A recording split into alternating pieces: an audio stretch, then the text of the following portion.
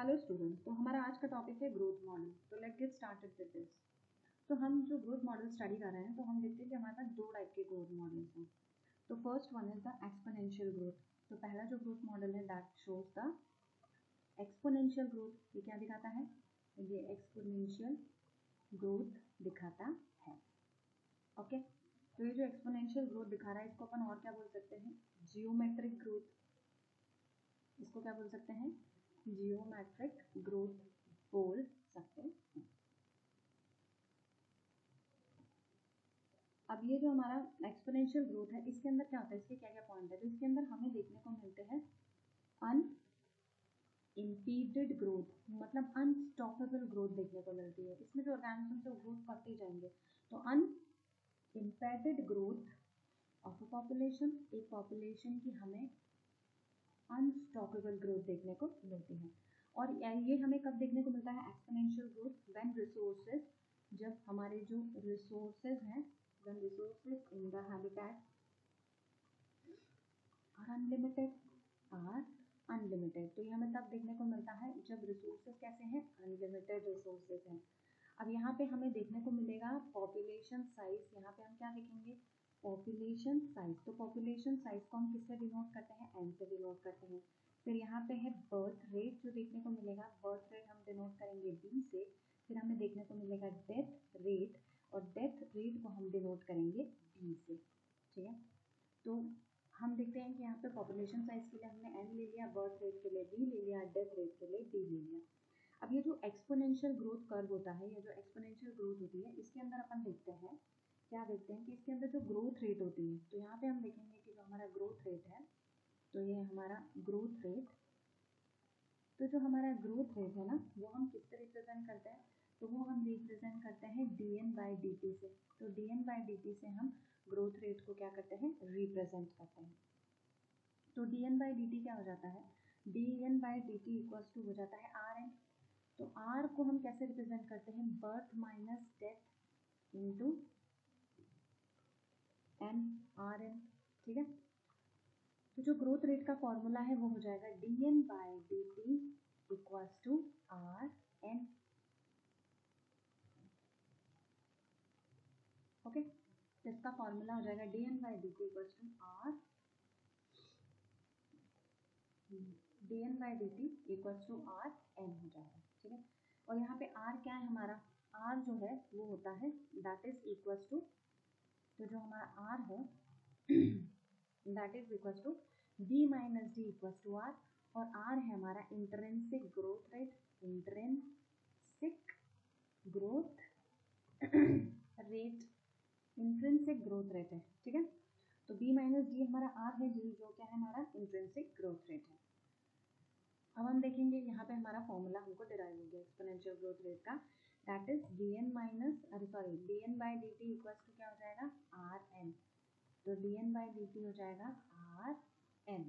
ठीक, तो ये हमारा एक्सपोनेंशियल ग्रोथ का फॉर्मूला डिराइव हो गया। अब हम ये जो एक्सपोनेंशियल ग्रोथ है, इसका ये जो फॉर्मूला हमने निकाला, इसका एक इंटीग्रल फॉर्मूला भी होता है, इंटीग्रल फॉर्म भी होता है। तो हम लिख सकते हैं कि जो इंटीग्रल फॉर्म है, ठीक है, तो क्या हो जाएगा? Integral form of the exponential growth equation. ठीक है, तो integral form of exponential growth equation क्या हो जाएगी? तो integral form of exponential growth equation क्या हो जाएगी? N t equals to n zero e r t. तो क्या हो जाएगा? एन टी हो जाएगा n t equals to n zero e r t हो जाएगा। तो हमारा integral form of exponential growth equation हो गया। इसमें जो हमारा एन टी है वो क्या हो जाएगा? It is population at time T zero. तो पॉपुलेशन डेंसिटी, तो ये हो जाएगा हमारा पॉपुलेशन डेंसिटी, हो जाएगा population density at time T, population density after time T. ठीक है, फिर ये हो जाएगा एन जीरो हो जाएगा पॉपुलेशन डेंसिटी, ये हो जाएगा population density at time zero, population density at time 0, फिर आर क्या हो जाएगा इंट्रिंसिक ग्रोथ रेट, तो हो जाएगा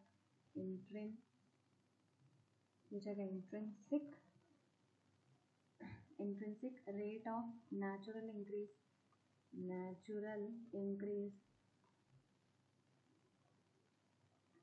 ठीक है, intrinsic growth of natural increase. और ई क्या हो जाएगा, ये हो जाएगा बेस ऑफ नेचुरल लॉग, जो क्या हो जाएगा 2.71 हो जाएगा, ठीक है। अब हम इसका एक वो बना लेंगे, इसका एक ग्राफ बनाएंगे, ठीक है। तो इसका हम ग्राफ बनाएंगे, तो हम एक ग्राफ प्लॉट करेंगे, इसमें हम पॉपुलेशन डेंसिटी और टाइम को लेंगे, तो we will take time at one axis और हम एक एक्सिस पे क्या लेंगे, पॉपुलेशन डेंसिटी। तो यहाँ पे हम ले रहे हैं पॉपुलेशन डेंसिटी, तो here we are taking population density that is n, और यहाँ हम टाइम ले रहे हैं दैट इज t, ठीक है। अब यहाँ पे जो हमें ग्रोथ देखने को मिलती है वो इस तरीके से देखने को मिलती है, जो कर्व बनता है वो जे शेप।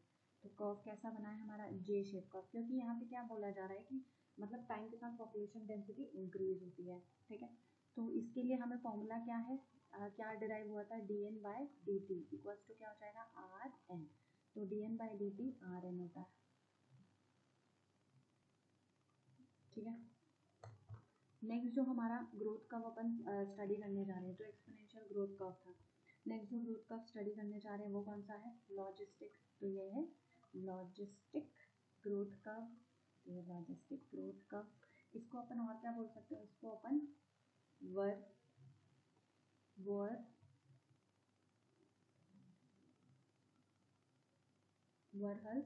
पर्ल,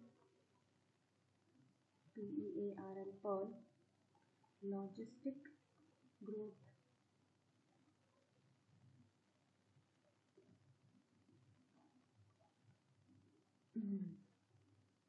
ठीक है। अब यहाँ पे क्या होता है, लॉजिस्टिक ग्रोथ का जो बनता है इसमें हमारे पास लिमिटेड रिसोर्सेज है, तो रिसोर्सेज कैसे हैं, यहाँ पे लिमिटेड रिसोर्सेज है, बहुत लिमिटेड रिसोर्सेज है, और लिमिटेड रिसोर्सेज है, और यहाँ पे कंपटीशन होता है, तो यहाँ पे क्या है, कंपटीशन है, कंपटीशन बिटवीन इंडिविजुअल्स, तो यहाँ पे क्या है, कंपटीशन बिटवीन इंडिविजुअल्स है, survival of the fittest, survival of the fittest, जो सबसे फिट होगा वही सर्वाइव करेगा। इसमें हमें देखने को मिलती है कैरिंग कैपेसिटी, क्या देखने को मिलती है, कैरिंग कैपेसिटी देखने को मिलती है, जिसको अपन बोलते हैं के। तो ये क्या होता है, it is a limit beyond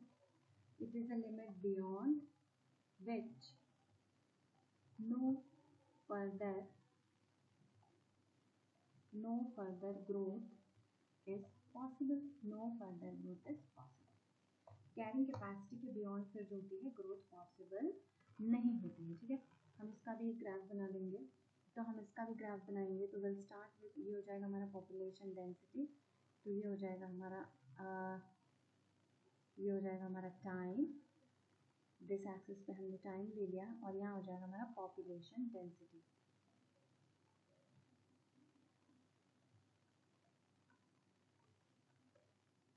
ठीक है। अब हम यहाँ पे जो कर्व बनाएंगे, तो ये कर्व कैसा दिखेगा हमको, तो ये कर्व इस तरीके से दिखेगा, यहाँ पे हमें मिल जाएगा K and this is known as carrying capacity. ये जो कर्व यहाँ पे डिराइव हो रहा है कैसा है, सिग्मोइड शेप है, सिग्मोइड है, इसको हम क्या बोलेंगे, एस शेप बोलेंगे, क्या बोलेंगे, एस शेप। इसके लिए फॉर्मूला क्या हो जाएगा, इसमें कैरिंग कैपेसिटी, तो इसके लिए फॉर्मूला हो जाएगा dn/dt equals to Rn K minus n upon K, तो इसमें हो जाएगा dn/dt Rn K minus n by K, और यहाँ पे K क्या है हमारा, तो यहाँ पे K है हमारा कैरिंग कैपेसिटी, तो हमारा K है यहाँ पे कैरिंग कैपेसिटी, ठीक है।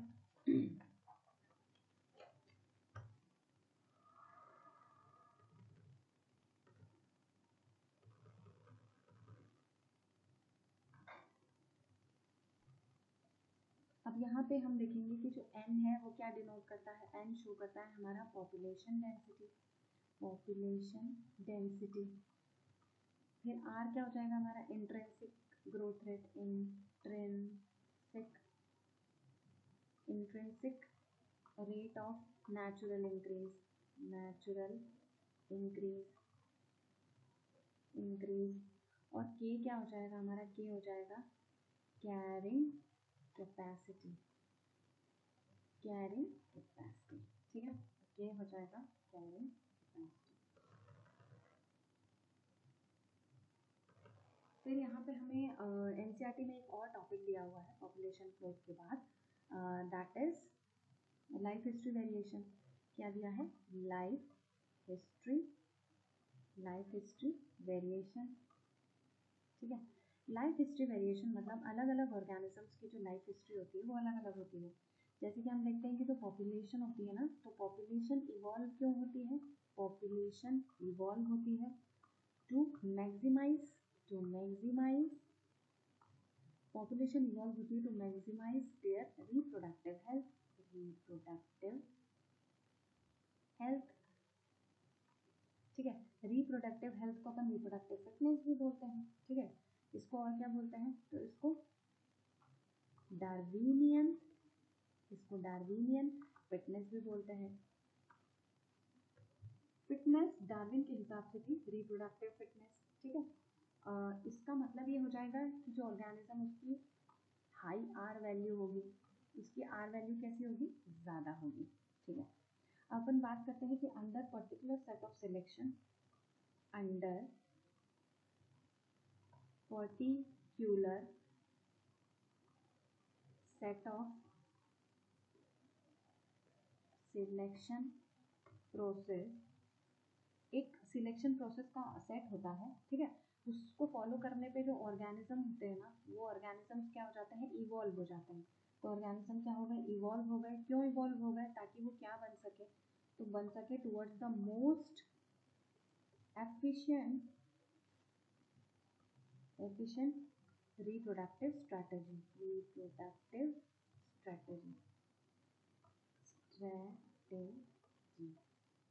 ठीक है। तो यहाँ पे क्या होता है कि particular set of selection procedure होते हैं, मतलब हर एक ऑर्गेनिज्म को इवॉल्व होने के लिए एक सिलेक्शन के कुछ प्रोसीजर होते हैं।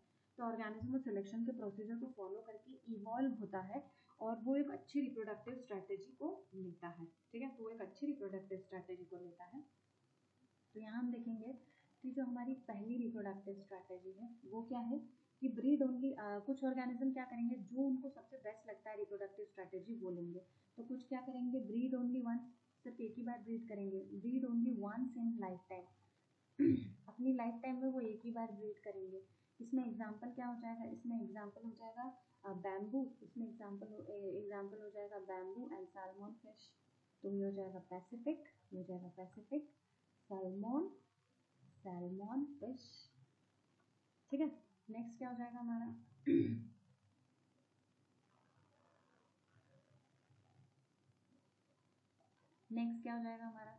नेक्स्ट होगा breed many times during their life time. तो हो जाएगा breed many times during their life time, their life time, बहुत बार ब्रीड कर रहे हैं वो अपने लाइफ टाइम में, ठीक है। तो कौन से बहुत बार ब्रीड करते हैं, तो क्या हो जाते हैं, मोस्ट ऑफ द बर्ड, तो मोस्ट बर्ड्स एंड मैमल्स हो जाएंगे, ठीक है। फिर तीसरा क्या हो जाएगा तीसरा हो जाएगा कि ये क्या करेंगे, प्रोड्यूस। तीसरा हो जाएगा कि दे विल प्रोड्यूस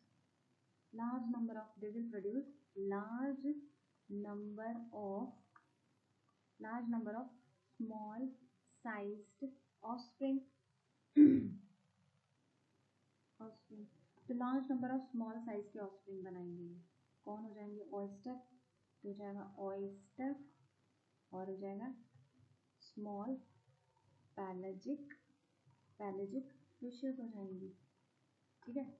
चौथा क्या हो जाएगा, तो चौथा हो जाएगा ये प्रोड्यूस करेंगे, they will produce small number of large sized of spring है ना। तो ये क्या करते हैं, ये प्रोड्यूस करते हैं, क्या करेंगे, small number of large size offspring. इसमें हो जाएगा बर्ड्स एंड मैमल्स, ठीक है। तो बर्ड्स और मैमल्स क्या करेंगे, small number of large size offspring, large size के ऑफस्प्रिंग बनाएंगे बट उनका नंबर कम रहेगा, ठीक है।